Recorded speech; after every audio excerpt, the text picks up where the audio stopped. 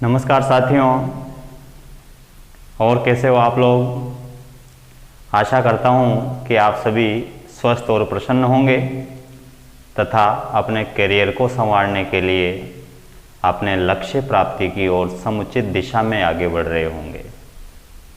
आपके अपने YouTube channel पर मैं ब्रजेश गौतम आप सभी आत्मीय जनों का बहुत बहुत स्वागत करता हूँ, हार्दिक अभिनंदन करता हूँ, आत्मिक अभिवादन करता हूँ। आपके अपने YouTube channel Sanskrit by Brajesh Gautam पर संस्कृत भाषा के प्रत्येक टॉपिक का क्रमिक और सुव्यवस्थित अध्ययन किया जा रहा है। अध्ययन की इस कड़ी में साथियों, यदि किसी ने कोई पिछली क्लास अपनी नहीं ली है, छूट गई है किसी के, तो आप इसी वीडियो में नीचे डिस्क्रिप्शन पर जाकर किसी भी कक्षा को देख सकते हैं। इस डिस्क्रिप्शन में प्रत्येक कक्षा का लिंक दिया गया है, टॉपिक का नाम दिया गया है। आप वहां जाकर के छूटी हुई कक्षा का अध्ययन कर सकते हैं। आगे भी आने वाली कक्षा का आपको समय पर ज्ञान हो जाए, समय पर उसका नोटिफिकेशन प्राप्त हो जाए। इसके लिए यदि आप में से किसी ने अपने चैनल को सब्सक्राइब नहीं किया है तो आप इस चैनल को सब्सक्राइब जरूर कर लें अभी। इसके बाद फिर हम अगले टॉपिक पर आते हैं। मित्रों, संज्ञा प्रकरण का टॉपिक अपने चल रहा है और संज्ञा प्रकरण के टॉपिक में पिछली 4 क्लास हमने पढ़ी। संज्ञा प्रकरण पार्ट 1, पार्ट 2, पार्ट 3 और पार्ट 4। जो पार्ट 4 वाली पिछली क्लास हमने पढ़ी थी, उस क्लास में हमने स्वरों के भेद लिए थे और इसी कड़ी में आज अपनी क्लास स्टार्ट होने जा रही है। संज्ञा प्रकरण पार्ट 5। इसमें हम प्रत्याहार के बारे में परिचय प्राप्त करेंगे। तो आइए आज की क्लास प्रारंभ करते हैं और हमारा आज का टॉपिक होगा प्रत्याहार। प्रत्याहार के विषय में हमें आज की क्लास में क्या क्या पढ़ना है, आज की हमारी क्लास का केंद्र बिंदु क्या होगा। प्रत्याहार में हमें सबसे पहले पढ़ना है कि प्रत्याहार शब्द की व्युत्पत्ति क्या है, इस शब्द का प्रकृति प्रत्यय क्या है, प्रत्याहार का शाब्दिक अर्थ क्या है, प्रत्याहार निर्माण की प्रक्रिया क्या है, प्रत्याहारों की संख्या कितनी है और प्रत्याहार में से प्रश्न किस प्रकार से पूछा जाता है। इन सभी बिंदुओं का क्रमशः हम अध्ययन करेंगे। सर्वप्रथम हम टॉपिक डालते हैं प्रत्याहार। प्रत्याहार एक महत्वपूर्ण टॉपिक है, वर्णमाला से संबंधित ही टॉपिक है और वर्णमाला का सीधा संबंध माहेश्वर सूत्रों से है। इसका सीधा सीधा तात्पर्य ये हुआ कि प्रत्याहार का टॉपिक जो हम पढ़ने जा रहे हैं, ये प्रत्याहार का टॉपिक इन 14 माहेश्वर सूत्रों पर आधारित है। बिना माहेश्वर सूत्रों के ज्ञान के हम प्रत्याहार नहीं सीख सकते, प्रत्याहारों का निर्माण नहीं कर सकते। तो प्रत्याहार का प्रत्यक्ष संबंध माहेश्वर सूत्रों से है। कैसे बनते हैं प्रत्याहार, इस ओर जाने से पहले मैं आपको प्रत्याहार शब्द के बारे में थोड़ा सा बताता हूँ, इसका परिचय प्राप्त करते हैं। सबसे पहली बात ये कि जो प्रत्याहार शब्द हैं, इस प्रत्याहार शब्द की व्युत्पत्ति क्या है, अर्थात यह शब्द कैसे बना और इसका अर्थ क्या है। प्रत्याहार शब्द की व्युत्पत्ति देखें आप। प्रत्याह्रियन्ते संक्षिप्यन्ते। प्रत्याह्रियन्ते संक्षिप्यन्ते वर्णाः अनेन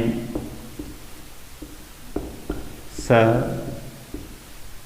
प्रत्याहार। क्या अर्थ हुआ इसका। प्रत्याहार पद का अर्थ देखें आप, व्युत्पत्ति के आधार पर अनेन जिसके द्वारा। प्रत्याहार उस विधा का नाम है जिसके द्वारा वर्णाः प्रत्याह्रियन्ते। प्रत्याह्रियन्ते का अर्थ होता है संक्षिप्तीकरण। प्रत्याह्रियन्ते संक्षिप्यन्ते वा का अर्थ है अथवा।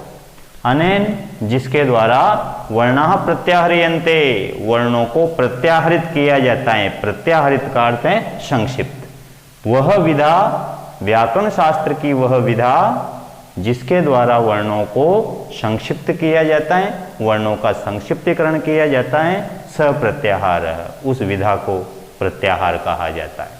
तो प्रत्याहार का अर्थ होगा कि व्याकरण शास्त्र की वह विधा, व्याकरण शास्त्र की वह विधा, या यूं कहें कि भाषा की वह विधा जिसके द्वारा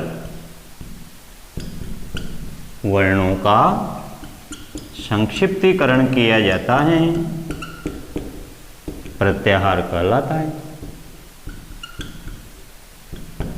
वर्णों का संक्षिप्तीकरण किया जाता है, प्रत्याहार कहलाता है। ये तो बात हुई प्रत्याहार शब्द की व्युत्पत्ति की।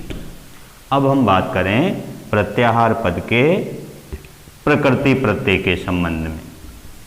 जो प्रत्याहार शब्द हैं, इस प्रत्याहार शब्द का प्रकृति प्रत्यय क्या है? प्रकृति प्रत्यय का क्या तात्पर्य होता है? प्रत्यय का मतलब जो हम शब्द या धातु के पीछे अवयव जोड़ते हैं वह अवयव कहलाता है प्रत्यय, और जिसमें अवयव जोड़ा जाता है वह धातु या शब्द कहलाता है प्रकृति। जिसमें प्रत्यय जोड़ते हैं वो प्रकृति, और जो जोड़ते हैं वो प्रत्यय। अर्थात शब्द की संरचना ही प्रकृति प्रत्यय कहलाती है।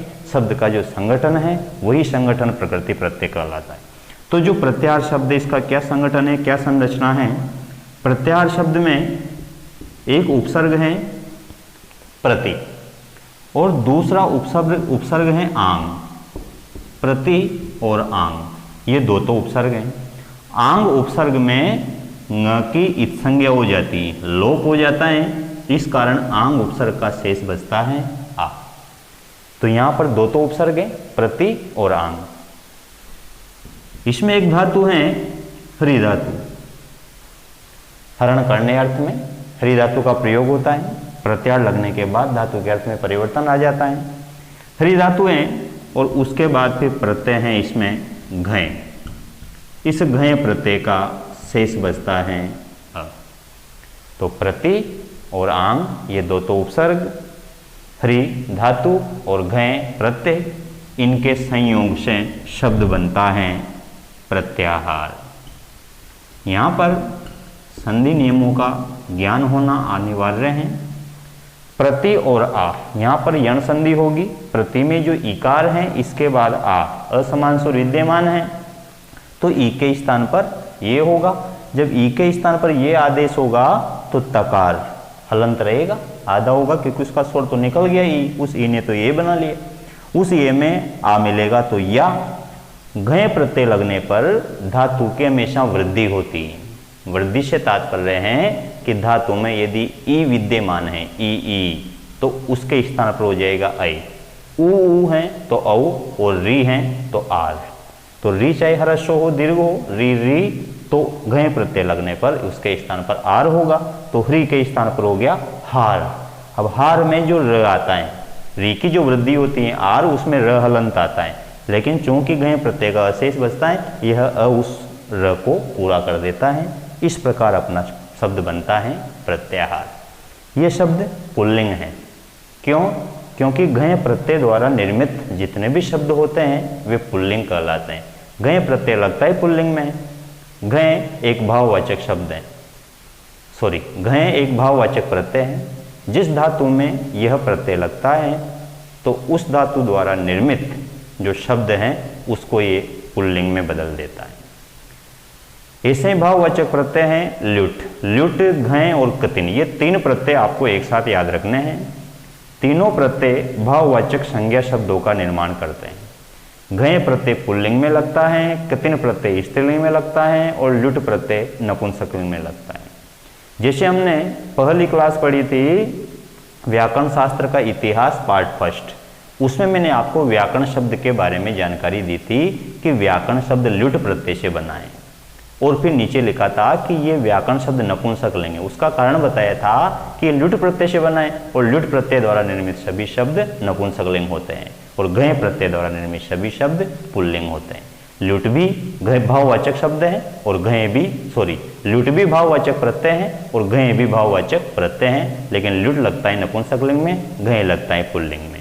साथ में याद रखना गतिन प्रत्यय भी भाववाचक प्रत्यय है, किंतु वो लगता है स्त्रीलिंग में, जैसे भक्ति, शक्ति, मति, इस प्रकार शब्दों में लगता है। ये बात की हमने इसके प्रकृति प्रत्यय की।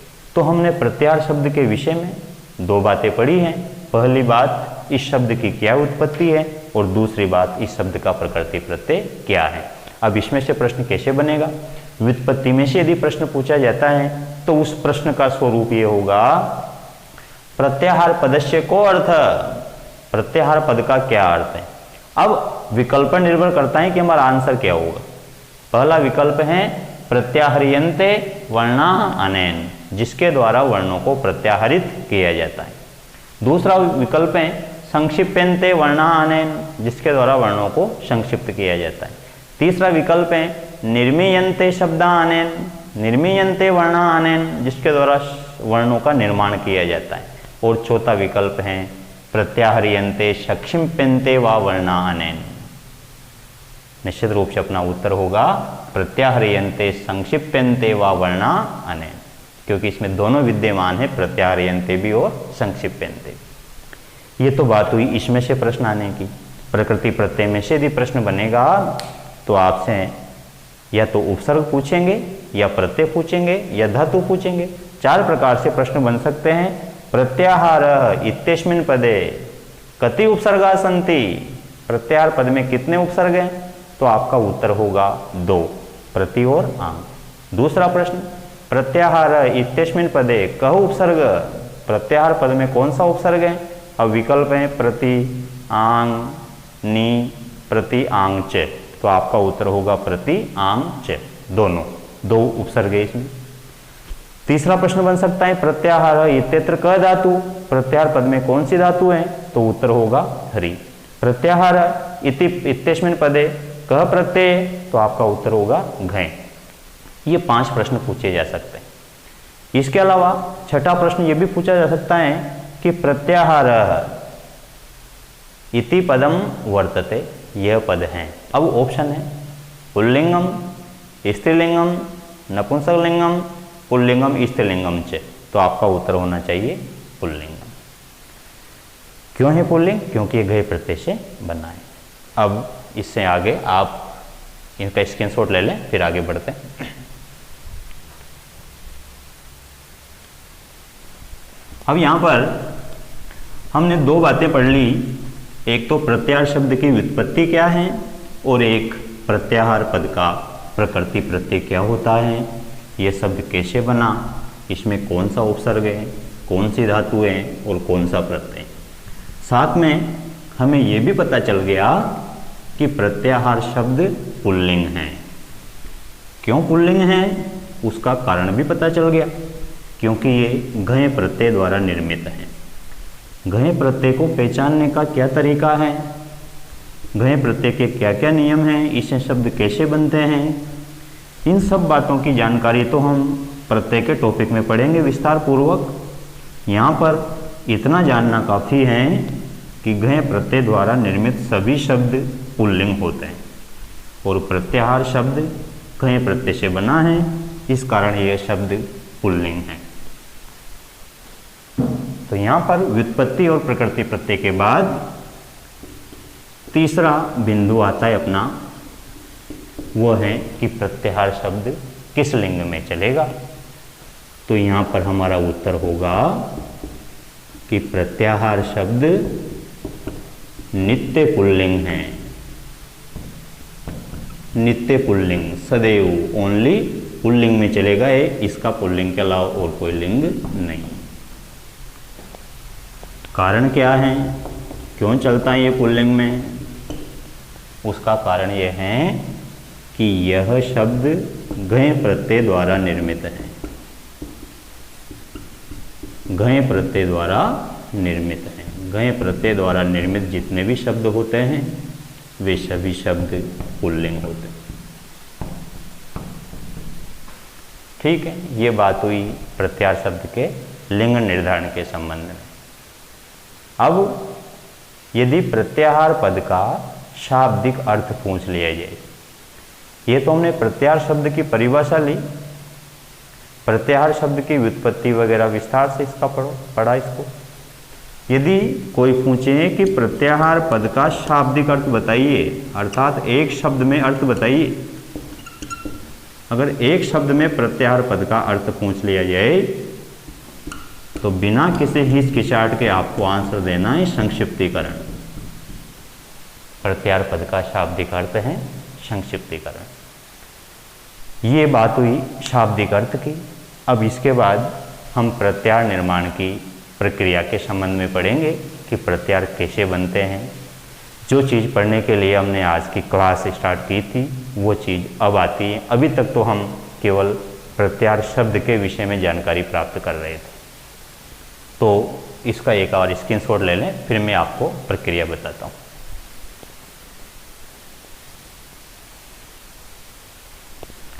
अब देखो प्रत्याहार कैसे बनते हैं। ये बात क्लास के प्रारंभ में हम कर चुके हैं कि प्रत्याहारों का प्रत्यक्ष संबंध माहेश्वर सूत्रों से है। 14 माहेश्वर सूत्र ही प्रत्याहार निर्माण का आधार है। तो ऊपर जो ये 14 माहेश्वर सूत्र लिखे हुए हैं, इन्हीं के आधार पर प्रत्याहारों का निर्माण होगा। कैसे होता है ये हम समझते हैं। दो प्रकार हैं समझने के। एक तो हम व्यवहारिक रूप से, प्रायोगिक रूप से, प्रैक्टिकली इसको समझ लें कि प्रत्याहार क्या है, और एक सैद्धांतिक रूप से हम इसका ज्ञान प्राप्त करें, अर्थात पाणिनीय सूत्र के आधार पर। दोनों प्रकार से हम समझेंगे। सबसे पहले हम व्यवहारिक रूप से समझ लेते हैं, ये तरीका सरल है। फिर उसके बाद में सूत्र के आधार पर आपको प्रत्याहार का सैद्धांतिक ज्ञान दूंगा। व्यवहारिक ज्ञान क्या है कि जो प्रत्याहार शब्द है ये दो वर्णों से मिलकर बना होता है। जैसे एक वर्ण है अ और दूसरा वर्ण है क। अक, ये एक प्रत्याहार है। अक जो प्रत्याहार, इसमें आपको दो ही वर्ण नजर आ रहे हैं, एक तो अ और एक क। और कोई सा भी प्रत्याहार उसमें आपको केवल दो ही वर्ण नजर आएंगे, प्रथम वर्ण और अंतिम वर्ण। ये जो अंतिम वर्ण है क, ये हमेशा हलंती रहेगा, चाहे प्रत्याहार कोई सा भी हो। जैसे एक प्रत्याहार लिया हमने अच, एक प्रत्याहार लिया हमने यण, एक प्रत्याहार लिया शल, एक प्रत्याहार है अपना खर और एक प्रत्याहार है अपना हश। आप देख रहे हैं प्रत्येक प्रत्याहार का जो अंतिम वर्ण है वह हलंत है, अक। इसका अर्थ होगा कि अ से लेकर क तक। अच का अर्थ होगा अ से लेकर च तक। अब अ से लेकर क तक कहाँ जाएंगे हम गिनने के लिए? माहेश्वर सूत्रों में। अ से गिनना प्रारंभ करेंगे और क पर समाप्त कर देंगे। जितने भी वर्ण आएंगे वह अक प्रत्याहार में शामिल रहेंगे। अ हमें मिलेगा यहाँ पर जो प्रथम माहेश्वर सूत्र है अयुण, इसमें अ विद्यमान है। यहीं से हम गिनना प्रारंभ कर देते हैं अ से। अ से हमें जाना है क तक। ये अ है और ये क है। अ से क तक गिनेंगे तो अ, ई, उ, तीन वर्ण तो ये आ गए। अब यहाँ पर जो चतुर्थ वर्ण है ना, चूंकि ये हलंत वर्ण है और सभी सूत्रों के अंत में जो हलंत वर्ण लगे हुए हैं, इन हलंत वर्णों की इत संज्ञा होती है, लोप होता है। ये बात हम ऑलरेडी पिछली क्लास में कर चुके हैं, इसलिए यहाँ पर इसका मैं ज़्यादा विस्तार पूर्वक वर्णन नहीं करूँगा। ऋण को छोड़ना पड़ेगा क्योंकि इत संज्ञा के हलंत है अ, ई, उ। उसके बाद आया री ओल्द्री, री ओल्द्री। इसके बाद क हलंत है, इसको लेना नहीं है क्योंकि इसकी संज्ञा हो जाती है, और इससे आगे जाना नहीं है क्योंकि हमारी लिमिट ही क है, अ से लेकर क से आगे हमें बढ़ना ही नहीं है। तो अक प्रत्याहार में 5 वर्ण आते हैं अ, ई, उ, री, ली। उसी तरह से हम दूसरा प्रत्याहार लेते हैं अच। अच का अर्थ है अ से लेकर च तक। ये अ है और ये च है। अ से लेकर च तक गिनेंगे, अ ई उ न को छोड़ेंगे, उसके बाद री री क को छोड़ेंगे, फिर ए ओ न को छोड़ेंगे, उसके बाद आई औ च को छोड़ेंगे और च से आगे जाएंगे नहीं क्योंकि हमारी लिमिट च पे समाप्त हो रही है। इसके बाद प्रत्यार आता है यण।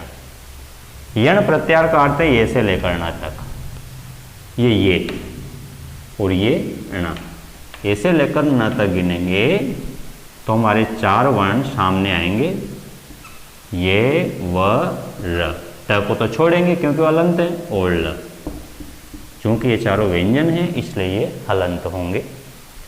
उसके बाद आता है शल, श से लेकर ल तक, ये श है और ये ल है।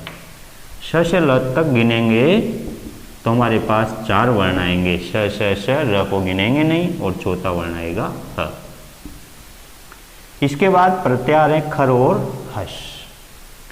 खर प्रत्यार ख से प्रारंभ होगा, 11वें सूत्र में ख विद्यमान है और 13वें सूत्र में र है, तो ख से प्रारंभ करेंगे और र तक गिनेंगे, बीच में इन 2 वर्णों को छोड़ेंगे, व और ये, क्योंकि ये हलंत हैं, इत संज्ञक वर्ण है। तो ख, उसके बाद आ रहा है फ, छ, ठ, थ, च, त, त, वो को छोड़ेंगे, क, प, ये को छोड़ेंगे और श, श, श, र को छोड़ेंगे और र से आगे जाएंगे नहीं क्योंकि अपने को र तक ही लेना था। उसके बाद आता है हस प्रत्यार, ह से लेकर श तक, यह ह है 5वें सूत्र में और श है 10वें सूत्र के लास्ट में, 5वें से 10वें तक लेने हैं हलंत वर्णों को छोड़ते हुए। ह, ये, व, र, ट नहीं आएगा, ल, ये, म, ङ, ण, न, झ, भ, ये नहीं आएगा। उसके बाद घ, ढ, ध और ज, ब, ग, ड, द, ये सारे वर्ण हस प्रत्यार का हिस्सा होंगे। अब देखो इसमें बिल्कुल सिंपल तरीके से आपको सोचना है, अ से लेकर क तक गिनना है, अ से लेकर च तक गिनना है, बीच के हलंत वर्णों को छोड़ना है। सामान्य सी बातें हैं, ये कोई इतनी कठिन चीज़ नहीं है। जैसे हम लोक व्यवहार में सामान्य भाषा में कहते हैं, कौन कौन गए थे क्लास में से, कौन कौन से बच्चे घूमने गए थे, तो हम कह देते हैं ए टू जेड सब गए थे, ए टू जेड। ये ए टू जेड क्या है? ये ए टू जेड एक प्रत्यय आ रही है, ए से जेड तक, बीच में जो भी आते हैं सब चल गए, तो ए टू जेड। यहाँ पर अ टू का, ए टू जेड का अगर इससे तुलना करें तो क्या होगा, ए टू जेड की तुलना करें तो अ टू क, अ से लेकर क तक सारे गए थे जो भी आते हैं बीच बीच में। तो ये एक सामान्य संक्षिप्तीकरण का तरीका है जो लोक व्यवहार में भी प्रचलित है और वही प्रारंभ में संस्कृत भाषा में भी इतने प्राचीन काल से चला आ रहा है। ये तो बात हुई एक सामान्य बात, व्यवहारिक बात, प्रायोगिक बात। अब यहाँ पर आपको सिर्फ इतना ध्यान रखना है, प्रथम वर्ण से गिनना स्टार्ट करो, अंतिम वर्ण तक गिनते रहो, बीच में कोई हलंत वर्ण आ रहा है तो उसको छोड़ दो, बस। छोटी सी बात है, ज़्यादा कोई विस्तार में जाने की आवश्यकता नहीं है, ज़्यादा कोई भार लेने की आवश्यकता नहीं है। यहाँ से गिनना शुरू करो, यहाँ पे ख़त्म कर दो, बीच में कोई हलंत वर्ण आता है तो उसको छोड़ दो, बस। अब देखो जैसे अक प्रत्यार है, अक प्रत्यार में आप देख रहे हैं 5 वर्ण आते हैं, अ, ई, उ, रील, री। स्वरों में ह्रस्व स्वरों की संख्या कितनी होती है? पिछली क्लास में हमने पढ़ा है, स्वरों के भेद मैंने पिछली क्लास में पढ़ाए थे आपको। ह्रस्व स्वर कितने होते हैं? 5। कौन कौन से? अ, ई, उ, रील, री। इसका अर्थ ये हुआ कि अक प्रत्याहार में सभी 5 ह्रस्व स्वर आ जाते हैं। तो यहाँ पर जो अक प्रत्याहार हैं, इस अक प्रत्याहार का अर्थ होगा ह्रस्व स्वर। अगर कहीं पर अक प्रत्याहार की बात आती है, उल्लेख होता है, तो आप तुरंत समझ जाना कि इन 5 वर्णों की बात हो रही है, ह्रस्व स्वरों की बात हो रही है। इसके बाद आता है अच प्रत्याहार। स्वर कितने होते हैं? 9। कौन कौन से? अ, ई, उ, रील, री, ए, ओ, ऐ, ओ। यही 9 स्वर पढ़े थे हमने वर्णमाला वाली क्लास में। और स्वरों की परिभाषा भी यही है, अच स्वरा, क्योंकि अच प्रत्यार में सारे स्वर आ जाते हैं, अ से लेकर च तक। अब इधर स्वर कहाँ, इधर तो व्यंजन ही स्टार्ट हो गए, इसलिए अच प्रत्यार अगर कहीं लिखा है, अच शब्द लिखा है, तो आपको उस अच शब्द का अर्थ लेना है सभी स्वर।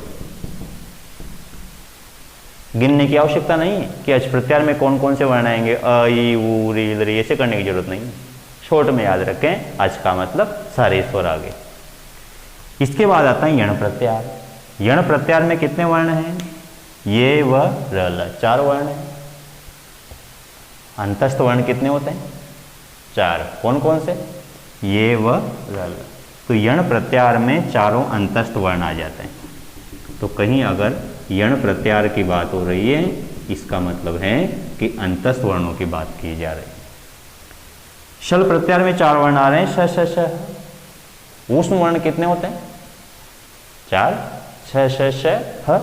ये चारों वर्ण यहाँ पर विद्यमान है, स स स ह। इसका अर्थ यह हुआ कि ऊष्म का, शल प्रत्यार का अर्थ है ऊष्म वर्ण। अब इसके बाद 2 प्रत्यार आते हैं, खर और हश। ये दोनों प्रत्यार बड़े महत्वपूर्ण हैं। जब हम बाह्य प्रयत्न पढ़ेंगे उस समय भी इन प्रत्यारों का उल्लेख होगा, और जब हम संधि पढ़ेंगे उस समय भी इन प्रत्यारों का उल्लेख होगा। ये आगे व्याकरण के जो टॉपिक पढ़ेंगे हम, उनमें सबसे ज़्यादा काम आने वाले प्रत्यार हैं, खर और हश। इनका बहुत उपयोग होता है, बहुत प्रयोग होता है। इनको अगर हम देखें, अगर हम गिनने से बचना चाहें कि खर प्रत्यार में कौन कौन से वर्ण आते हैं, इनका कोई शॉर्ट तरीका हमें बताइए।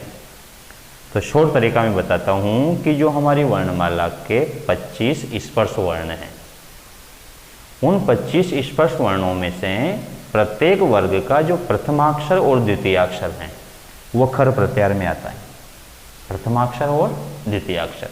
और जो तृतीय, चतुर्थ और पंचम अक्षर हैं वो हर्ष प्रत्यार में आते हैं।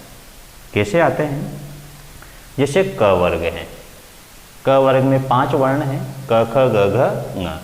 तो इन 5 वर्णों में से जो प्रथम 2 वर्ण हैं, क ख, ये खर प्रत्यार में आएंगे।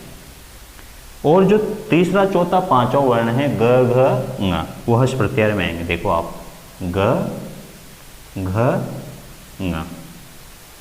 यहाँ पर एक बात ध्यान रखना कि ये सभी व्यंजन हलंत हैं। व्यंजन अपने आप में हलंती होते हैं, जैसे मैंने यहाँ हलंत लगा रखा है वैसे इन सबके भी हलंत लगेगा। आप इनको हलंती माने, क्योंकि व्यंजनों में जो अ हैं वो तो केवल उच्चारण के लिए है। ठीक है, मैं बात बता रहा था आपको कि खर में प्रत्येक वर्ग का पहला, दूसरा आता है और हर्ष में तीसरा, चौथा, 5वां आता है। इस बात को हम यहाँ पर प्रमाणित करने का प्रयास कर रहे हैं, चेक करने का प्रयास कर रहे हैं। ये क वर्ग लिए, प वर्ग ले लो, प फ ब भ म प फ, पहला दूसरा आ गया खर में। प फ के बाद ब भ म, तीसरा, चौथा, 5वां हर्ष में मिला अपने को। उसी तरह से त वर्ग ले लीजिए, त थ द ध न, त थ द ध न। ट वर्ग ले लीजिए, ट ठ ड ड ण, ट ठ ड ढ ण। च वर्ग लीजिए, च छ ज झ ञ। तो 5 वर्गों में से प्रत्येक वर्ग का पहला, दूसरा वर्ण खर में आएगा और तीसरा, चौथा, 5वां वर्ण हर्ष में आएगा। खर प्रत्यार में पहले, दूसरे वर्ण के अलावा श श श, तीनों श भी आएंगे, ह नहीं आएगा। श श श ह को मत लेना साथ में, आप चारों उस वर्ण बोलने लग जाओ, ऐसे नहीं। ह नीचे आएगा हर्ष में। हर्ष प्रत्यार का प्रारंभ ह से हो रहा है, खर में ह नहीं है, तो यहाँ पर उस मत जोड़ना पूरे, केवल तीनों श आएंगे। तो जो खर प्रत्यार हैं, इस खर प्रत्यार की शॉर्ट फॉर्म क्या होगी? अगर खर प्रत्यार को हम शॉर्ट ट्रिक के रूप में याद रखना चाहें तो उसका उचित उत्तर होगा 1 2 श श श। खर प्रत्यार का अर्थ है 1 2 श श श, बस। और कुछ भी करने की जरूरत नहीं है। ख प छ ट त च ट त व क प ए, कुछ करने की जरूरत नहीं है।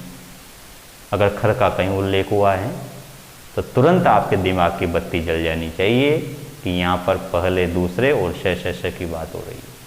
तो खर का अर्थ होगा 1 2 श श श। हर्ष प्रत्यार में तीसरा, चौथा, 5वां वर्ण आ रहा है, इसके अलावा ह ये वरल, ये 5 वर्ण भी आ रहे हैं। तो हर्ष प्रत्याहार का अगर कहीं वर्णन हुआ, उल्लेख हुआ, तो आपका उत्तर होना चाहिए, आपका तुरंत ध्यान चला जाना चाहिए 3, 4, 5 ह ये वरल, 3, 4, 5 और ह ये वरल, ये 5 वर्ण हैं। वहाँ अगर आपको दिखने में परेशानी आ रही है तो आप यहाँ से लिख लेना, 3, 4, 5 तो लिख ही रहे हैं, और ह ये वरल, ये 5 वर्ण आएंगे। ये इनकी शॉर्ट फॉर्म है, शॉर्ट की है, इस तरह से आप समझ सकते हैं प्रत्याहारों की। एक चीज और, एक प्रत्याहार है हल प्रत्याहार, साथ में इसका भी उल्लेख करते चले, बड़ा इंपॉर्टेंट है। हल प्रत्याहार करते हैं ह से लेकर ल तक। अब ह कहाँ मिलेगा अपने को? पंचम सूत्र में ह मिलेगा और 14वें सूत्र अंतिम में ल मिलेगा। तो 5 से लेकर 14 तक, 5 से लेकर 14 सूत्र तक, पंचम सूत्र से और 14वें सूत्र तक जितने भी वर्ण हैं सब आएंगे इसमें। अब छूटेंगे तो केवल 4 सूत्र ही छूटेंगे, अयून, लीलिक, एवं, एओच। और हम जानते हैं कि इन चारों सूत्रों में तो स्वर ही स्वर है, व्यंजन तो यहीं से स्टार्ट होते हैं। तो इस हल प्रत्याहार में सारे व्यंजन आएंगे, क्योंकि ह से प्रारंभ हो रहा है प्रथम व्यंजन से और ल पे समाप्त हो रहा है लास्ट में। इसका मतलब इसमें सारे व्यंजन आएंगे, एक भी व्यंजन बाकी नहीं रहेगा। तो हल प्रत्याहार में कौन कौन से वर्ण आएंगे? ह, ये, व, र, ल, एमा, गाणाना, झभ, गड़, जब, गड़, द, ख, फ, छ, ठ, थ, च, ट, त, क, प, ए, श, श, ह, यहाँ तक आएंगे। तो हल प्रत्याहार का अर्थ हो गया सभी व्यंजन। बोल रहा हूं मैं, अगर आपको दिखने में परेशानी आ रही है तो आप लिख लेना, हल प्रत्याहार के सामने शॉर्ट की के रूप में सभी व्यंजन। इसीलिए आपको जानकारी होगी कि व्यंजन संधि को हल संधि भी कहते हैं। व्यंजन संधि को हल संधि इसीलिए कहते हैं क्योंकि हल प्रत्याहार में सारे व्यंजन आ जाते हैं, और स्वर संधि को अच संधि कहते हैं क्योंकि अच प्रत्याहार में सारे स्वर आ जाते हैं। तो ये कुछ जो महत्वपूर्ण प्रत्याहार थे, इन प्रत्याहारों की शॉर्ट फॉर्म मैंने आपके सामने यहाँ पर लिखी। इस प्रकार से प्रत्याहार बनते हैं। प्रत्याहार बनाने का ये व्यवहारिक तरीका है, सरल तरीका है।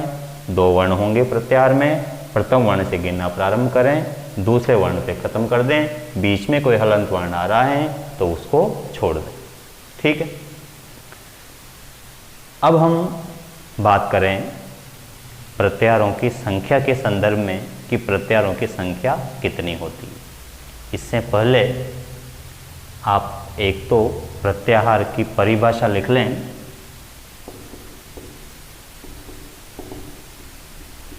उसके बाद फिर हम संख्या के बारे में चर्चा करेंगे। प्रत्याहार की परिभाषा है कि प्रत्याहार में सदैव 2 वर्ण होंगे, आदि वर्ण व अंत्य वर्ण। आप लोग इस परिभाषा को एज इट इज नोट कर लेना बाद में। प्रत्याहार में सदैव 2 वर्ण होते हैं, आदि वर्ण व अंत्य वर्ण। अंत्य वर्ण सदैव इत्संज्ञक होता है। प्रथम वर्ण से प्रारंभ करके अंतिम इत्संज्ञक वर्ण तक गिना जाता है, किंतु बीच में आने वाले हलंत वर्णों को छोड़ दिया जाता है। बस यही प्रत्याहार की परिभाषा है, यही प्रत्याहार की प्रोसेस है। ठीक है। अब हम बात करें प्रत्याहारों की संख्या की। प्रत्याहारों की संख्या कितनी? लघु सिद्धांत कौमुदी में आचार्य वरदराज ने प्रत्याहारों की संख्या बताई है 42 और आचार्य भट्टोजी दीक्षित ने जो ग्रंथ लिखा सिद्धांत कौमुदी, उसके अनुसार प्रत्याहारों की संख्या है 44। अब प्रश्न अगर आता है कि प्रत्याहारों की संख्या कितनी है, ध्यान रखना 2 बातें मैंने बताई है। लघु सिद्धांत कौमुदी के अनुसार प्रत्याहारों की संख्या है 42। लघु सिद्धांत कौमुदी किसने लिखी थी? वरदराज ने। अगर लघु सिद्धांत कौमुदी के अनुसार नहीं पूछ के वरदराज के अनुसार भी पूछ लिया जाए तब भी आपका उत्तर होगा 42। दूसरी बात ये कि जो ग्रंथ हैं सिद्धांत कौमुदी, जो आचार्य भट्टोजी दीक्षित ने लिखा था, इस सिद्धांत कौमुदी के अनुसार या यूं कहें कि आचार्य भट्टोजी दीक्षित के अनुसार अगर प्रत्यारों की संख्या पूछी जाती है तो फिर आपका उत्तर होना चाहिए 44। तीसरी बात, अगर आपसे पूछ लिया जाए कि प्रत्याहाराणाम संख्या का वर्तते, प्रत्याहारों की संख्या कितनी है, वहां पर न भट्टोजी दीक्षित का नाम है न वरदराज का नाम है, किसी का भी नाम नहीं है। प्रत्याहारों की सामान्य संख्या। अब सामान्य संख्या से मतलब है कि इन दोनों के अलावा किसी का भी नाम आ जाए फिर वो सब सामान्य में काउंट है। सामान्य संख्या अगर पूछी जाती है तो फिर आपका उत्तर होगा 42। प्रत्याहार सामान्य रूप से 42 ही होते हैं। दो विशेष प्रत्याहार होते हैं जिनका वर्णन अभी हम करेंगे, आज ही स्पष्ट करूंगा मैं। दो अतिरिक्त प्रत्याहार कौन कौन से बनते हैं। फिलहाल मेरा उद्देश्य आपको ये बताना है कि प्रत्याहारों की संख्या के संदर्भ में यदि परीक्षा में कोई प्रश्न पूछा जाता है तो आपको किस प्रकार से उत्तर का चयन करना है। यदि प्रश्न पूछा जाता है कि आचार्य वरदराजानुसारम या लघु सिद्धांत कौमुद्यानुसारम प्रत्याहारा कति भवन्ति, तो आपका उत्तर होना चाहिए 42। और यदि प्रश्न आता है कि भट्टोजी दीक्षित मतानुसारम या सिद्धांत कौमुद्यानुसारम कति प्रत्याहारा भवन्ति, तो उत्तर होना चाहिए 44। और यदि प्रश्न आता है कि प्रत्याहारा कति सन्ति, प्रत्याहार कितने हैं, किसी का नाम नहीं, तो फिर आपका उत्तर होना चाहिए 42। प्रत्याहारों की सामान्य और सर्वमान्य संख्या 42 है। लघु सिद्धांत कौमुदी में सभी 42 प्रत्याहारों की एक सूची दी हुई। ये बात हुई संख्या के संदर्भ में। अब परिभाषा आपने लिखी प्रत्याहारों की, इसके बाद आप इनकी संख्या भी लिख लीजिए। मैं आपको संख्या भी लिखा देता हूँ। आप लोग जो परिभाषा आपने बिंदु डाला उसके बाद बिंदु डालिए संख्या, और संख्या में आप लिखेंगे लघु सिद्धांत कौमुदी या वरदराज के अनुसार प्रत्याहारों की संख्या 42 है, जबकि भट्टोजी दीक्षित या सिद्धांत कौमुदी के अनुसार प्रत्याहारों की संख्या 44 है। प्रत्याहारों की सामान्य संख्या 42 है। ठीक है, ये तीनों बातें आप संख्या वाले टॉपिक बिंदु में एज इट इज नोट कर लीजिएगा। यहाँ पर जो मैंने 7 प्रत्याहार लिए, ये 7 प्रत्याहार अत्यंत महत्वपूर्ण है, सबसे ज़्यादा प्रचलित हैं, लोकप्रिय प्रत्याहार हैं। आगे आने वाले टॉपिक्स में इन प्रत्याहारों का काफ़ी उपयोग होगा। तो आप एक लाइन लिख लीजिए, इन 42 प्रत्याहारों में से कुछ महत्वपूर्ण प्रत्याहार निम्न हैं। ठीक है, ये लाइन लिखकर और ये 7 प्रत्याहार आप एज इट इज नोट कर लीजिएगा। आप सभी इनका स्क्रीनशॉट ले लें।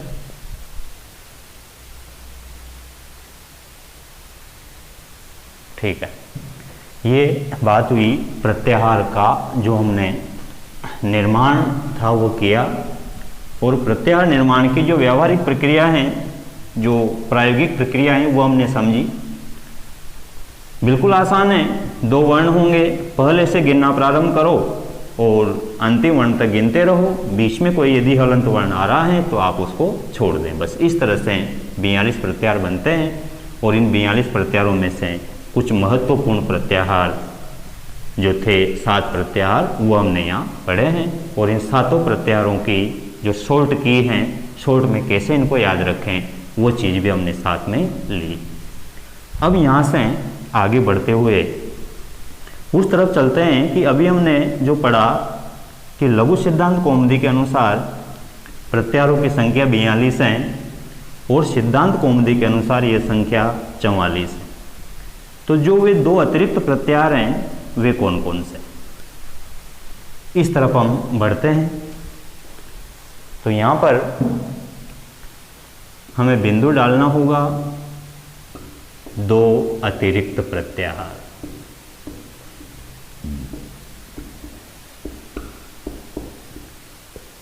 ये जो 2 अतिरिक्त प्रत्याहार हैं, इन 2 अतिरिक्त प्रत्याहारों में एक तो आता है यम प्रत्याहार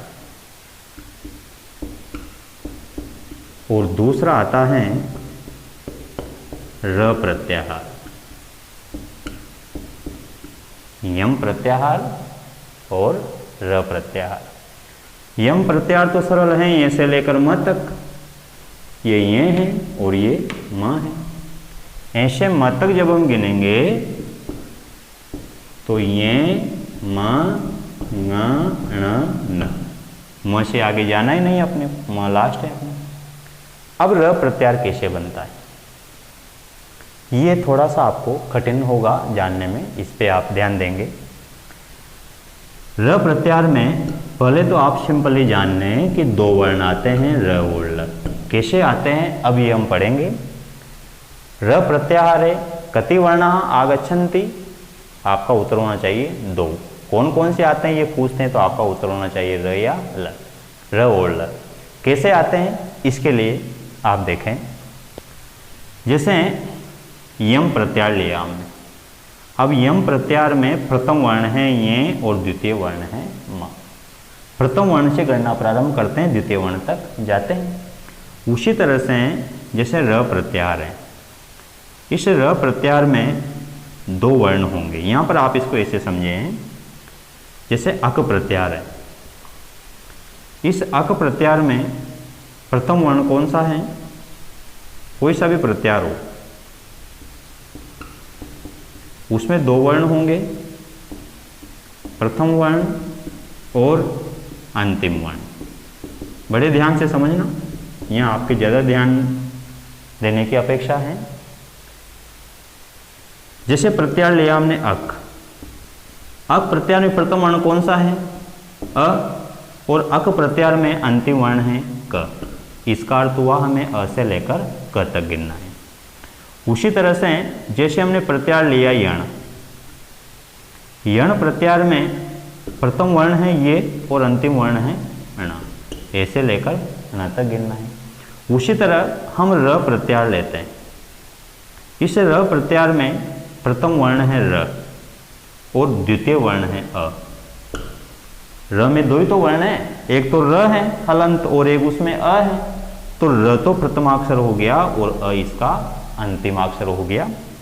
अब यहाँ पर एक बात तो ये कि प्रत्याहार का जो द्वितीय अक्षर है, अंतिम अक्षर जिसे हम कहते हैं, ये हलंत होना चाहिए। ये थी बात। हलंत का मतलब है कि वो इत्संज्ञक होना चाहिए। प्रत्याहार का द्वितीय वर्ण अर्थात अंतिम वर्ण हमेशा इत्संज्ञक होना चाहिए। तो ध्यान रखना कि जो ये र का अ है, ये अ भी इत्संज्ञक है, क्योंकि ये तो प्रत्याहार का सामान्य नियम है कि प्रत्याहार का जो द्वितीयाक्षर होगा वो हमेशा इत्संज्ञक होगा। तो यहाँ अक प्रत्याहार में क इत्संज्ञक है, यण प्रत्याहार में ण इत्संज्ञक है, तो र प्रत्याहार में जो ये अ है ना, ये भी इत्संज्ञक है। जब क इत्संज्ञक है, ण इत्संज्ञक है, तो अभी इत्संज्ञक होगा, क्योंकि जब तक अंतिम वर्ण इत्संज्ञक नहीं होगा तब तक प्रत्याहार का निर्माण हो ही नहीं सकता। वो इसके लिए आवश्यक शर्त है कि प्रत्याहार का अंतिम वर्ण हमेशा इत्संज्ञक होता है। तो ये अ इत्संज्ञक है, ये बात आप ध्यान रखना।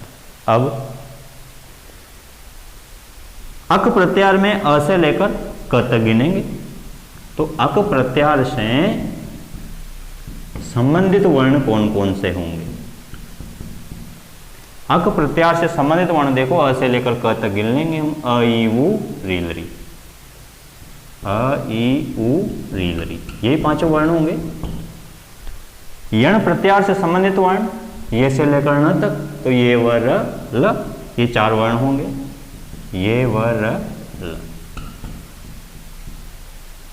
र प्रत्याहार कैसे बनता है ये प्रक्रिया समझाने के लिए मैं इन 2 प्रत्याहारों को इसके साथ में ले रहा हूं, तुलना करते हुए र प्रत्याहार समझाने का प्रयास कर रहा हूं।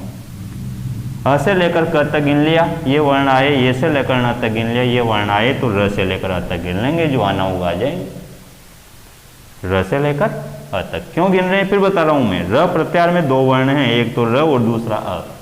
प्रथमाक्षर र है और अंतिम अक्षर इसमें अ है। र से लेकर अ तक गिनना है। अ अंतिम वर्ण है, ईत्संज्ञक होना चाहिए और ईत्संज्ञक ही है, ईत्संज्ञक ही है। कैसे, अभी बताता हूं मैं आपको। र से लेकर आपको अ तक गिनना है। अब र ढूंढो, र कहाँ मिलेगा? ये रहा र, यहाँ पर है वरट में र मिल गया, ये र हमने लिख दिया। ठीक है, व्यंजन है तो हलंत आना ही है। अब इस र के बाद र से गिनो, ट हलंत है, इसको शामिल करेंगे नहीं। ट के बाद क्या आया? ल, ये ल ले लिया। अब इसके बाद हमें रुकना कहाँ पर है? हमें रुकना है अ पर, जहाँ पर अ आएगा वहीं पर रुकना है। तो ध्यान रहे, ल में अ है, ल में अ है, ल तो ले लिया, लेकिन इस ल के बाद अ आ रहा है और अपने को अ पर ही रुकना है, इससे आगे जाना नहीं है। तो हम वहाँ पर रुक गए, तो दो वर्ण आए र और ल। अब यहाँ पर एक बार आप और समझें इसको, हो सकता है इसको समझने में आपको कठिनाई हुई हो। र प्रत्याहार र और अ दो वर्णों से मिलकर बना है। र से प्रारंभ करना है, अ पर समाप्ति करनी है। ठीक है, ये र से प्रारंभ कर दिया, र लिख दिया। र के बाद ट तो हलंत है, लेना नहीं, उसके बाद ल ले लिया। ठीक है, हमें रुकना है अ पर, तो ल में अ आ गया। अब इससे आगे अपने को नहीं जाना, इसलिए र प्रत्याहार में दो वर्ण आगे र और ल। यहाँ पर एक शंका हो सकती है कि हमें अ पर रुकना है, लेकिन अ तो प्रत्येक व्यंजन में विद्यमान है। ल में अ है तो ये में भी अ है, म में भी अ है, ङ में भी अ है, सभी में अ विद्यमान है। हम तो किसी भी अ पर रुक सकते हैं। हम लण सूत्र वाले अ पर ही क्यों रुके? ल में जो अ है उसी पर क्यों रुके? आगे भी तो बढ़ सकते थे ना। लेकिन मैंने अभी आपसे कहा था कि प्रत्याहार का जो अंतिम वर्ण है वो ईत्संज्ञक होना चाहिए। ये जो अ है, जिस अ पर हमें रुकना है, यह अ ईत्संज्ञक होना चाहिए। और आपको पता है ईत्संज्ञक अ केवल एक स्थान पर ही मिलता है, और वो मिलता है लण में। जब मैंने आपको माहेश्वर सूत्रों का परिचय दिया था, उस समय ये पूछा था आपसे कि माहेश्वर सूत्रों में ईत्संज्ञक वर्णों की संख्या कितनी है, और उसका उत्तर था 15। क्यों? क्योंकि प्रत्येक माहेश्वर सूत्र के अंतिम व्यंजन की ईत्संज्ञा होती है, अर्थात लोप होता है। तो 14 माहेश्वर सूत्रों के 14 ईत्संज्ञक वर्ण तो ये हो गए, और एक ये भी बताया था कि लण सूत्र के बीच में ल में जो अ हैं वो भी ईत्संज्ञक हैं। तो 14 और 1 15 ईत्संज्ञक वर्ण हुए थे। तो एकमात्र स्वर है माहेश्वर सूत्रों में अ, जिसकी ईत्संज्ञा होती है, और वह है लण वाला अ। तो हमें उसी अ पे रुकना है जो ईत्संज्ञक है, और ईत्संज्ञक अ कहाँ मिलेगा? लण में। इसलिए र प्रत्याहार में दो वर्ण आते हैं, र और ल। ये जो चीज हमने पढ़ी, सिद्धांत कौमुदी के अनुसार जो दो अतिरिक्त प्रत्याहार बनते हैं वो कौन कौन से हैं? एक तो ये पढ़ा, और एक साथ में ये भी पढ़ लिया कि वो जो दो प्रत्याहार हैं, यम प्रत्याहार और र प्रत्याहार, उनमें से यम प्रत्याहार तो सरल है, किंतु र प्रत्याहार का निर्माण कैसे होता है, इस र प्रत्याहार का निर्माण आपको समझाने के लिए मैंने तुलनात्मक रूप से इन दो प्रत्याहारों का भी सहारा लिया है। तो आप ये चीज़ ऐसे के ऐसे नोट कर लीजिए, र प्रत्याहार का निर्माण कैसे हुआ। तो दो अतिरिक्त प्रत्याहार कौन कौन से हैं और र प्रत्याहार का निर्माण कैसे होता है, ये चीज़ आप इसी तरह लिख लीजिए, इसका स्क्रीनशॉट ले लीजिए।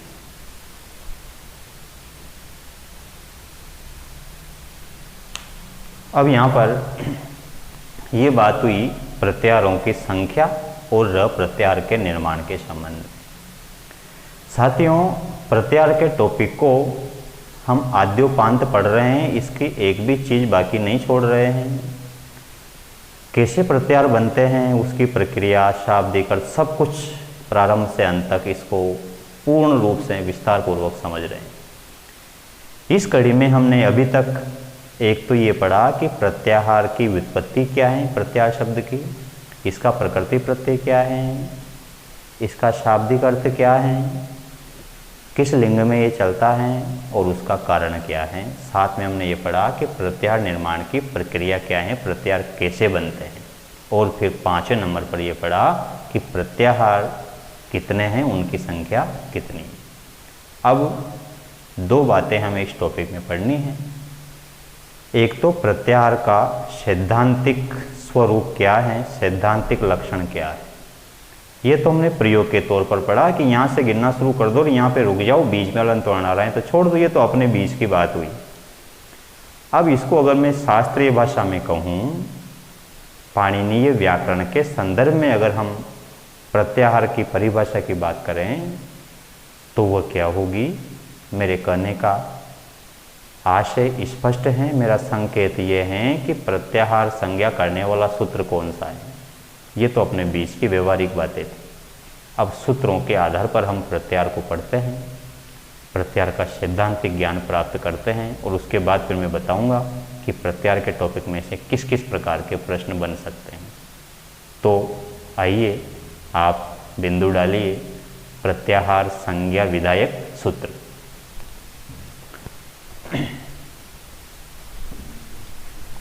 यहाँ पर संज्ञा प्रकरण के जो 14 सूत्र हैं, उन 14 सूत्रों में से जो चौथा सूत्र है, उस चौथे सूत्र का संबंध प्रत्याहार संज्ञा से है, प्रत्याहार निर्माण से है। कैसे प्रत्याहार बनते हैं वो प्रक्रिया उसमें सैद्धांतिक रूप से शास्त्र सम्मत प्रकार से बताई गई है। व्यवहारिक रूप से प्रत्याहार कैसे बनते हैं ये प्रक्रिया तो मैंने आपको बताई है अभी। ये तो एक सरल भाषा थी, अपने बीच की भाषा है। अब इसकी शास्त्रीय भाषा क्या है वह हम समझते हैं, उसका प्रयास करते हैं। तो सबसे पहले जो संज्ञा प्रकरण का चतुर्थ सूत्र है उसका यहाँ पर हमें सहारा लेना होगा। यद्यपि मैंने आपको अभी तक संज्ञा प्रकरण के सूत्र नहीं पढ़ाए हैं, क्योंकि मैं सूत्र पढ़ाने से पहले आपको संज्ञा प्रकरण के जो मुख्य मुख्य बिंदु हैं उनका परिचय पूरा देना चाहता हूँ, ताकि आपको सूत्र समझने में कोई परेशानी नहीं हो। इसके बाद फिर मैं एक एक सूत्र क्रमशः पढ़ाऊँगा। यहाँ पर जो प्रत्याहार संज्ञा करने वाला सूत्र है, प्रत्याहार संज्ञा विधायक सूत्र। यदि प्रत्याहार संज्ञा विधायक सूत्र पूछा जाता है तो आपका उत्तर होगा आदिरंतेन सहेता। प्रत्याहार संज्ञा करने वाला सूत्र है आदिरंतेन सहेता। अब इस सूत्र को समझने के लिए सर्वप्रथम हम इसका पदच्छेद करते हैं। 4 पदों से मिलकर यह सूत्र बना है। प्रथम पद है आदि ही, र के स्थान पर विसर्ग बन गया, र में अ बच गया, अंतेन, आदि ही अंतेन। सहेता, यहाँ पर गुण संधि हो रही है, शह इता। शह में जो ह में अकार है, अकार और इकार मिलकर एकार एकादेश होते हैं, अर्थात गुण संधि होती है। ये इसका पदच्छेद हुआ। इस सूत्र की जो वृत्ति है, वृत्ति मतलब सूत्र का संस्कृत भाषा में अर्थ क्या है। वृत्तियाँ सूत्र को समझने में काफ़ी सहायक होती है। अंतेन इताशह आदि मध्यगानाम स्वस्य च संज्ञा स्यात्। जो प्रथम बार यदि पढ़ रहे हैं प्रत्याहार के टॉपिक को तो निश्चित रूप से उनको यहाँ पर आकर परेशानी हो रही होगी, क्योंकि अब ये शास्त्रीय ज्ञान है, ये तो व्यवहारिक ज्ञान था, वो सरल लैंग्वेज थी, ये थोड़ी सी कठिन लैंग्वेज है। लेकिन आपको घबराने की ज़रूरत नहीं है, मैं केवल अभी वृत्ति लिख रहा हूँ, इसको मैं समझाऊँगा, निश्चित रूप से क्लियर हो जाएगा, ये कोई नई चीज़ नहीं है। स्वस्य च संज्ञा स्यात्। ये सूत्र ये कहता है, हमें ये सिखाता है कि प्रत्याहार कैसे बनते हैं। एक तो हमारी अपनी बात कि प्रत्याहार कैसे बनते हमने भी सीखा है, और एक पाणिनि जी वाली बात जो इस सूत्र में दी हुई है। मैंने तो आपसे ये कहा है कि प्रत्यार में 2 वर्ण होते हैं, प्रथम वर्ण से गिनना शुरू करो, द्वितीय वर्ण तक गिनो, बीच में कोई हलंत वर्ण आ रहा है तो उसको छोड़ दो। ये तो मेरी बात हुई। अब पाणिनि जी क्या कर रहे हैं प्रत्यार बनाने के लिए, उनका मत क्या है? वह कर रहे हैं कि अंतेन इता सह आदि मध्यगानाम स्वस्य च संज्ञा स्यात्, ऐसे बनते हैं प्रत्यार। ये पाणिनि का मत है। मेरा मत था प्रथम वर्ण से गिनना शुरू करो, द्वितीय वर्ण तक गिनो और बीच में कोई हलंत वर्ण आ रहा है तो उसको छोड़ दो। ये तो मेरा मत है। और पाणिनि का क्या मत है? अंतेन इता सह आदि मध्यगानाम स्वस्य च संज्ञा स्यात्। किसका मत समझ में आया आपके? मेरा आया कि पाणिनि का आया?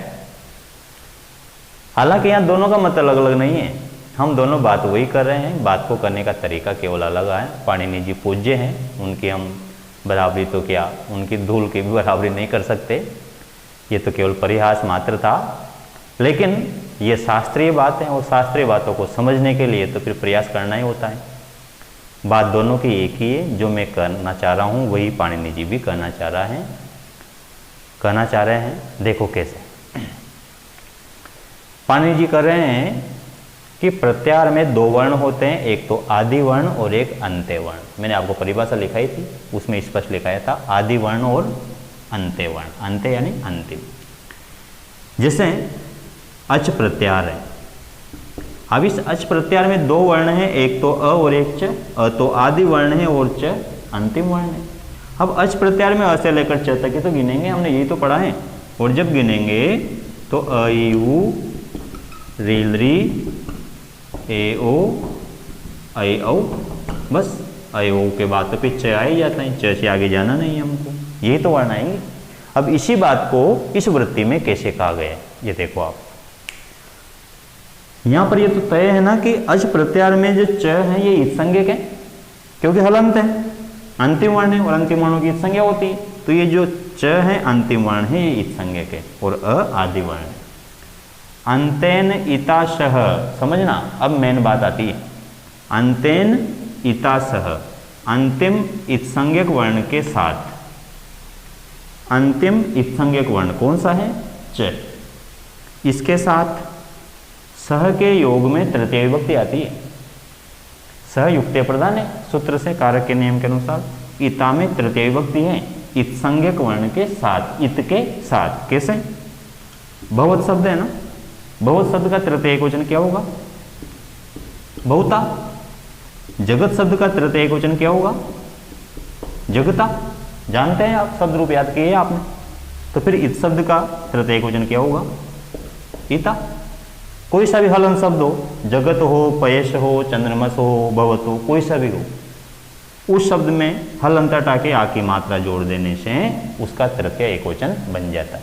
तो यहाँ पर जो इता शब्द है ये इत का तृतीय एकवचन है, क्योंकि सह शब्द के योग में तृतीय विभक्ति आती है। देखो, अंतेन इता सह, अंतिम ईत्संज्ञक वर्ण के साथ आने वाला आदि वर्ण। अंतिम ईत्संज्ञक वर्ण है च, इसके साथ आने वाला आदि वर्ण कौन सा है? अ। ठीक है, यहां से यहां तक की बात स्पष्ट हो गई। अंतेन इताशह आदि, इसका अर्थ होगा अंतिम ईत्संज्ञक वर्ण के साथ आने वाला आदि वर्ण। अंतिम ईत्संज्ञक वर्ण च, इसके साथ आने वाला आदि वर्ण अ। ये जो आदि वर्ण है अ, ये क्या करेगा? मध्यगानाम, मध्य में आने वाले, बीच में आने वाले सभी वर्णों का बोध कराएगा। कौन? आदि वर्ण अ। आदि वर्ण कौन है यहाँ पर? अ। मध्यगानाम, बीच में आने वाले वर्णों का बोध कराएगा ही। अ और च के बीच में जितने भी वर्ण आएंगे उन सभी वर्णों का बोध कराएगा आदि वर्ण, अर्थात अ। अब अ और च के बीच में कौन कौन से वर्ण आएंगे? अ, ये अ है और ये च है। अ और च के बीच में ये सारे वर्ण आएंगे, ई उ री ली ए ओ ऐ ओ, ये सारे आ जाएंगे। ई उ री ली ए ओ ऐ ओ, बीच बीच वाले सारे वर्ण आ गए। तो जो भी बीच में वर्ण आते हैं सबका बोध कराता है आदि वर्ण। और स्वस्य च, स्व, स्वयं, और स्वयं का भी बोध कराता है कौन? आदि वर्ण अ, ये स्वयं का ही बोध करा दिया। बात तो जहाँ की जहीं हुई ना। ऐसे गिनना शुरू करो, च पे रुक जाओ, बीच में आने वाले हलंत वर्णों को छोड़ दो। यही तो बात है। अच प्रत्याहार में जो वर्ण अपने आ रहे वही इनके आ रहे। अंतर सिर्फ इतना सा है कि ये कह रहे हैं अंतिम इत्संज्ञक वर्ण के साथ जो आदि वर्ण आएगा वो बीच में आने वाले वर्णों का बोध कराएगा और साथ में स्वयं का भी बोध कराएगा। एक और उदाहरण मैं देता हूँ, जैसे शल प्रत्याहार है। शल प्रत्याहार में कौन कौन से वर्ण आएंगे, जो आना होगा आ जाएंगे। अभी देखो आप, इसमें अंतिम इत्संज्ञक वर्ण कौन सा है, ल। इसके साथ आने वाला आदि वर्ण कौन सा है, श।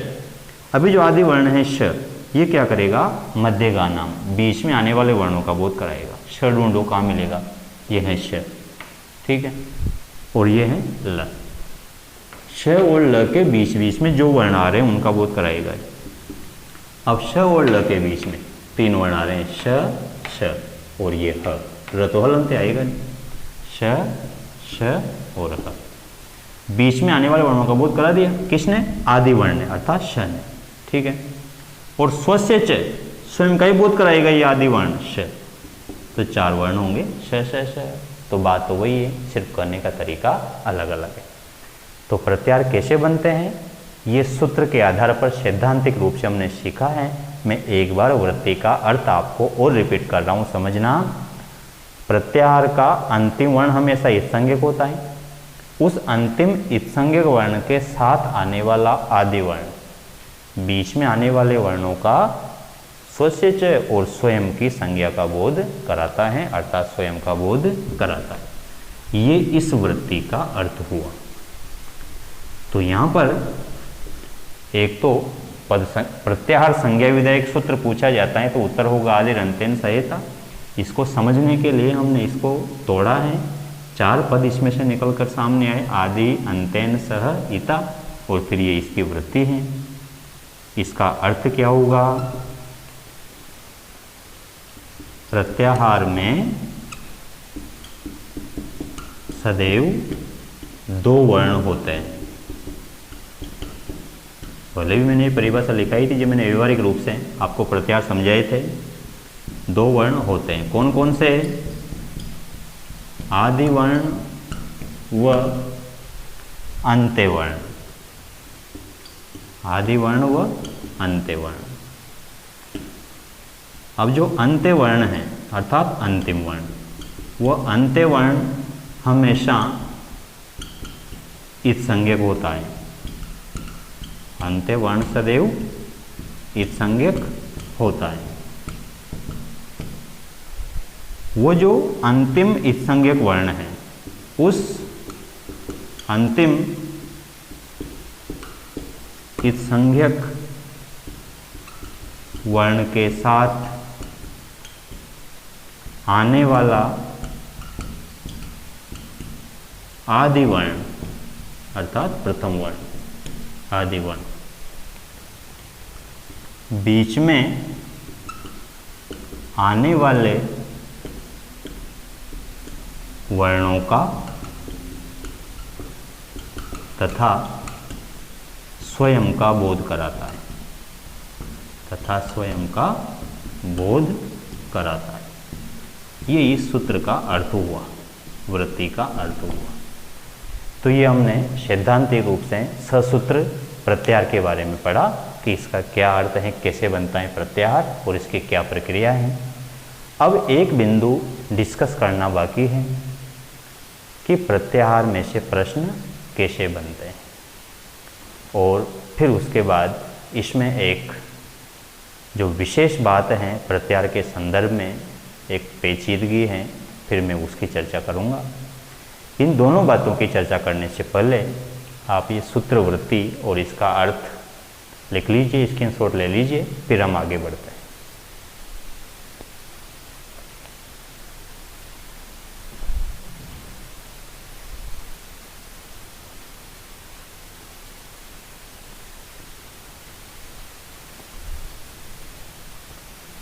ठीक है, अब हम यहाँ से आगे बढ़ते हुए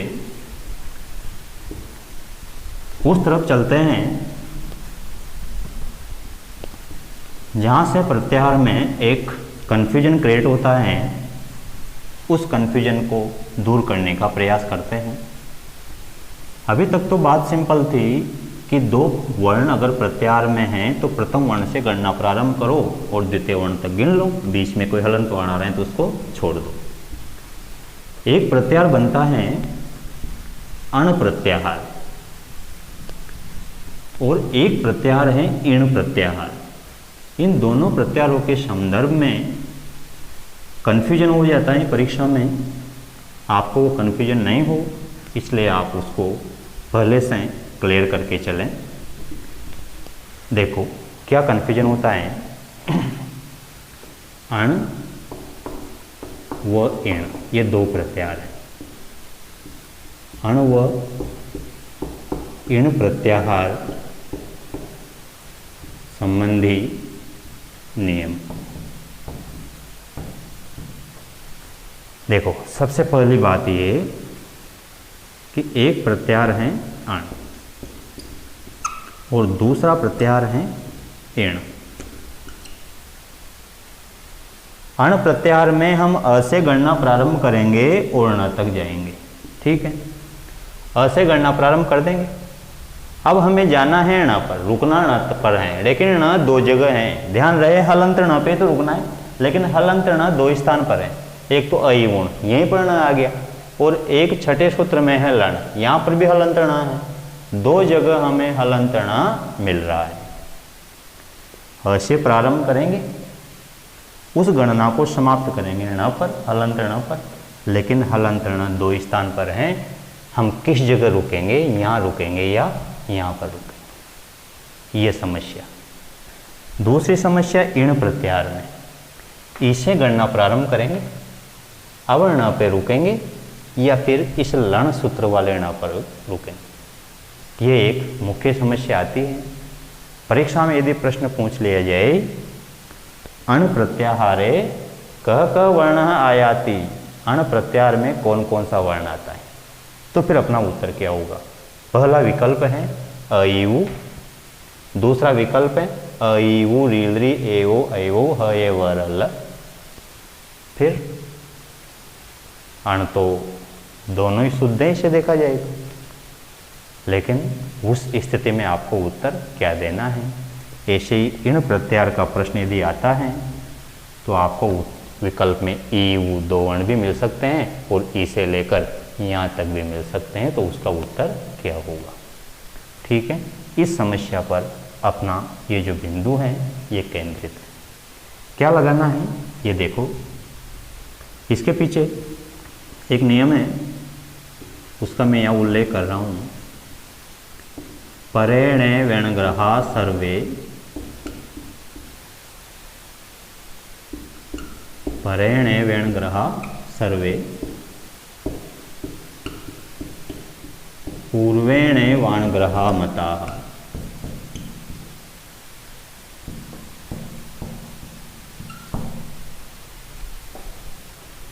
और नीचे लिखा है कि ऋते अणुदित सवर्णस्य एतस्येतु परेण च। ये एक पद्य है। इस पद्य से ये संदेह, ये कन्फ्यूजन पूरी तरह से दूर हो जाता है कि अण प्रत्याहार में कौन कौन से वर्ण आते हैं और इण प्रत्याहार में कौन कौन से वर्ण आते हैं। देखो इसमें जो ये प्रथम पंक्ति है इसको मैं पदच्छेद करके लिख रहा हूँ क्योंकि इसमें संधि ज़्यादा हो रही है, समझने में काठिन्य आ रहा है। परेण एव, ण में अविद्यमान है, अ और ए मिलके ऐ, वृद्धि संधि हो रही है। इण, व में अ है, अ और ए मिलके ए, गुण संधि हो रही है। ण हलंत है, यहाँ भी आधा ही है। उसके बाद एक ग्रहा सर्वे, फिर है पूर्वेण, पूर्वेण एव, ण में अ है, अ और ए मिलके ऐ, वृद्धि संधि हो रही है। अण एव अण, व में अ है, अ और अ मिलके आ, ण हलंत है। ग्रहा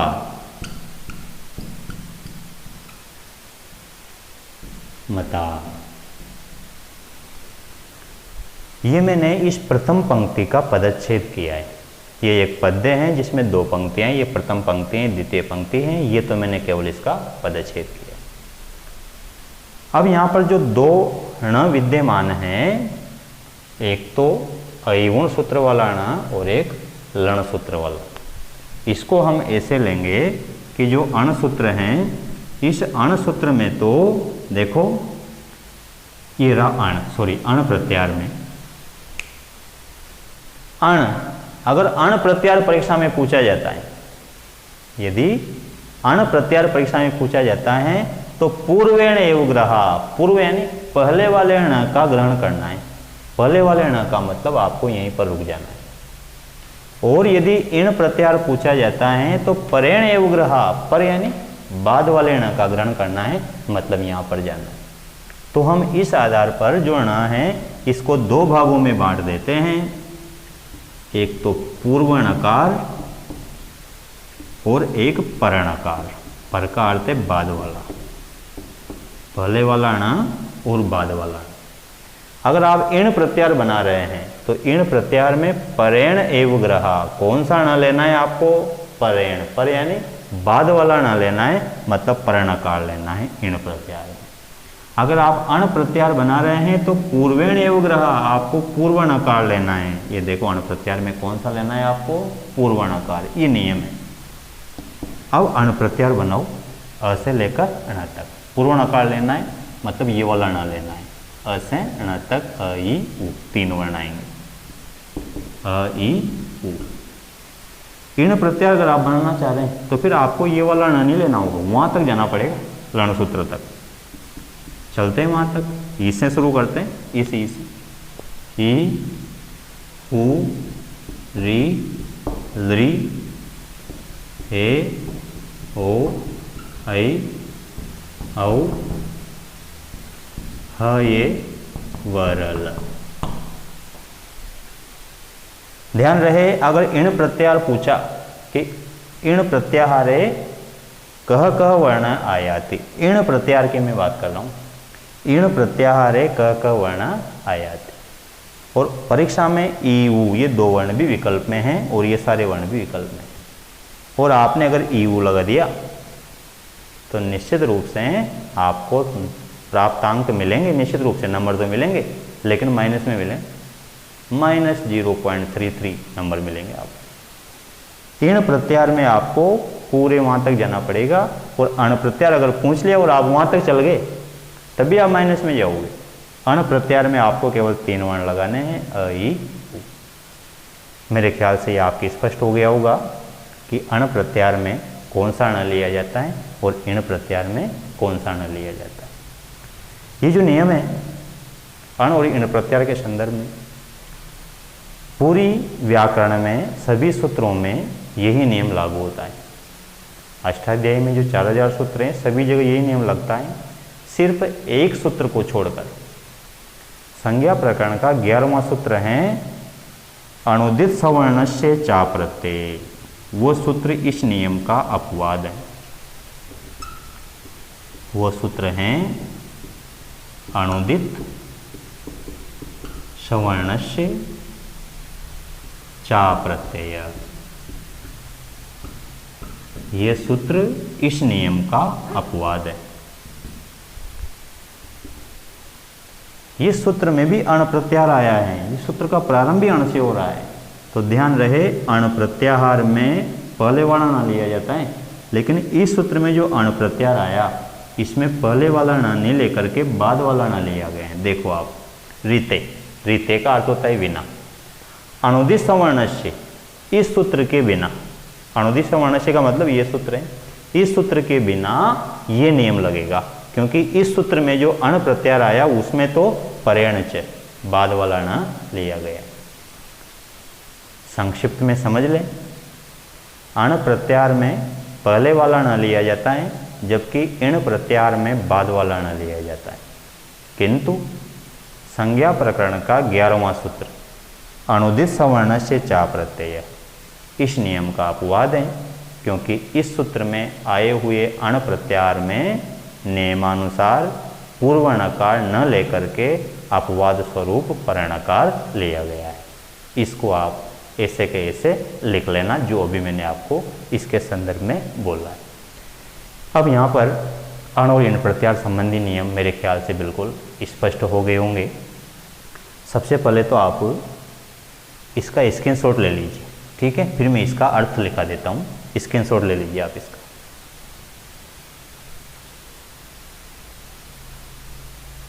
ठीक है, अब इसका अर्थ भी आप लिख लीजिए। अण प्रत्याहार में सदैव पूर्व नकार लिया जाता है, अर्थात अयुण वाला, फुल स्टॉप लगा दीजिए। जबकि ईण प्रत्याहार में पर नकार का ग्रहण होता है, अर्थात लण सूत्र वाला। किंतु संज्ञा प्रकरण का 11वां सूत्र, इन्वर्टेड कोमा में सूत्र लिखेंगे, अनुदित सवर्णस्य चा प्रत्यय। इस नियम का अपवाद है, क्योंकि इस सूत्र में आए हुए अण प्रत्याहार में नियमानुसार पूर्व नकार न लेकर अपवाद स्वरूप पर नकार लिया गया है। ठीक है, ये बात की हमने अण और इण प्रत्याहार संबंधी नियम की। प्रत्याहार के टॉपिक को हमने आज प्रारंभ से अंत तक एक एक बिंदु को विस्तार पूर्वक लेते हुए पढ़ा है। इसकी व्युत्पत्ति क्या है शब्द की, शाब्दिक अर्थ क्या है, प्रकृति प्रत्यय क्या है, किस लिंग में चलता है, क्यों चलता है, प्रत्याहार निर्माण की व्यवहारिक प्रक्रिया क्या है, प्रत्याहार निर्माण की शास्त्रीय प्रक्रिया क्या है, अण व इण प्रत्याहार संबंधी जो संदेह है उसका निवारण क्या है, ये सारी बातें हमने विस्तार पूर्वक ली हैं। अब इसमें केवल एक चीज़ बचती है और वह है कि प्रत्याहार का जो टॉपिक है इसमें से प्रश्न कैसे बनते हैं। तो मैं आपको वो सारे प्रकार के प्रश्न बताता हूँ जिसमें से प्रश्न, जिस प्रकार से प्रश्न पूछे जाते हैं। एक तो संख्या संबंधी प्रश्न। पहला प्रश्न देखो, अगर ये पूछा जाता है कि सिद्धांत कौमुद्यनुसारम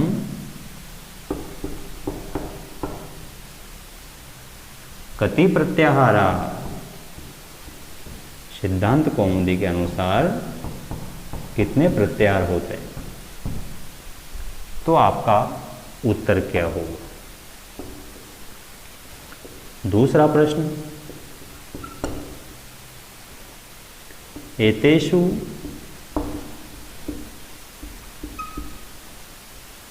क प्रत्याहारः न संभवति, इनमें से कौन सा प्रत्याहार संभव नहीं है। विकल्प हैं इच, एक विकल्प है खय, एक विकल्प है झष और चौथा विकल्प है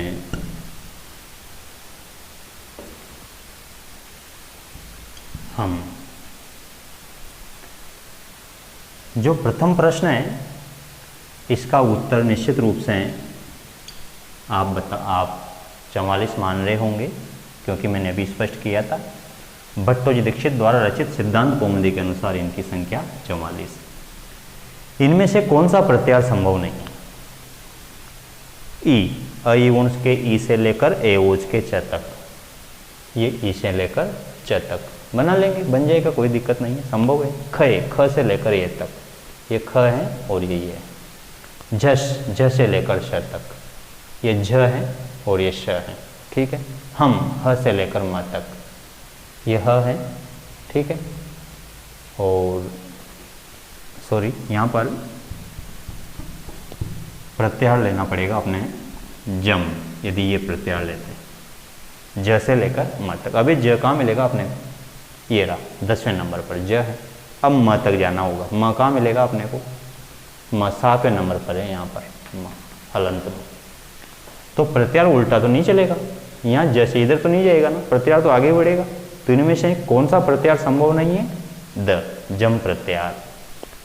एक प्रकार का प्रश्न देखें आप, प्रत्याहार पदस्य को अर्थ, प्रत्याहार पद का क्या अर्थ है, क्या उत्तर दोगे, संक्षिप्तीकरण। एक शब्द में उत्तर देना है, प्रत्याहार पद का अर्थ है संक्षिप्तीकरणम। और किस टाइप से प्रश्न पूछ सकते हैं, जैसे हमसे पूछा हर्ष प्रत्याहारे कह वर्ण न समायाति, प्रत्याहार में कौन सा वर्ण, हर्ष प्रत्याहार में कौन सा वर्ण शामिल नहीं होता। अब 4 ऑप्शन दिए गए अपने को, ग, श, ढ, न। देखो हर्ष प्रत्याहार या तो आप गिन लो इसे ह से लेकर श तक, या फिर मैंने जो आपको फॉर्मूला बताया है, हर्ष का मतलब 3 4 5 है ये वाला, क ख ग तीसरा है, त थ द ध न पांचवा है, ट ठ ड ढ चौथा है, तीसरा चौथा पांचवा, इसका मतलब हर्ष में आएंगे। ये श, ये हर्ष में नहीं आएगा क्योंकि श तो लास्ट में आ रहा है ना, तो हर्ष प्रत्याहार तो यहीं पर खत्म हो गया जब अगर 10 पे, तो इसका उचित उत्तर होगा ब, मतलब ये सकार जो है ये हर्ष प्रत्याहार में शामिल नहीं होगा। ये प्रश्न हुआ वर्ण के संदर्भ में कि प्रत्याहार में से अगर ये पूछ लिया जाता है कि इसमें कौन सा वर्ण आता है या कौन सा वर्ण नहीं आता। एक प्रत्याहार में वर्णों की संख्या संबंधी प्रश्न भी आपसे पूछा जा सकता है। वर्णों से संख्या से तात्पर्य ये है मेरा कि कोई सा भी एक पर्टिकुलर प्रत्याहार दे दिया और आपसे पूछा कि इस प्रत्याहार में कितने वर्ण आते हैं, तो फिर आप हलंत वर्णों को छोड़ते हुए माहेश्वर सूत्रों के आधार पर वर्णों को काउंट करते हुए आराम से लिख सकते हैं और गिन भी सकते हैं। वो कोई इतनी जटिल विषय, जटिल बात भी नहीं है। जैसे प्रश्न आया कि खर प्रत्याहार है, कति वर्णा आयान्ति, खर प्रत्याहार में कितने वर्ण आते हैं। अब वर्णों की संख्या विकल्प के रूप में दी हुई है, एक में दी अपने को 10, 12, 13 और 20। तो खर प्रत्याहार में या तो हम गिन लेंगे या फिर हमने जो शॉर्ट की बना रखी है, खर का मतलब 1 2 श, प्रथमाक्षर और द्वितीय अक्षर प्रत्येक वर्ग का, एक वर्ग के 2 ली, पहला दूसरा, तो 5 वर्गों के 10 हो गए और श 3 वो हो गए 13, तो इसका उचित उत्तर होगा 13। ये आप गिन भी सकते हैं, ख से लेकर र तक गिन लेना, बीच में हलंत वर्णों को छोड़ देना, तो आपकी संख्या निश्चित रूप से आएगी 13। ये जो 6 प्रश्न मैंने लिखे हैं, 5 प्रश्न जो मैंने लिखे हैं, इन 5 प्रकार से आपसे प्रश्न पूछे जा सकते हैं, संख्या संबंधी भी, वर्ण संबंधी भी, अर्थ संबंधी भी। यहाँ पर आकर के प्रत्याहार का टॉपिक पूरा हो जाता है। आप इसका स्क्रीनशॉट ले लीजिए इन प्रश्नों का।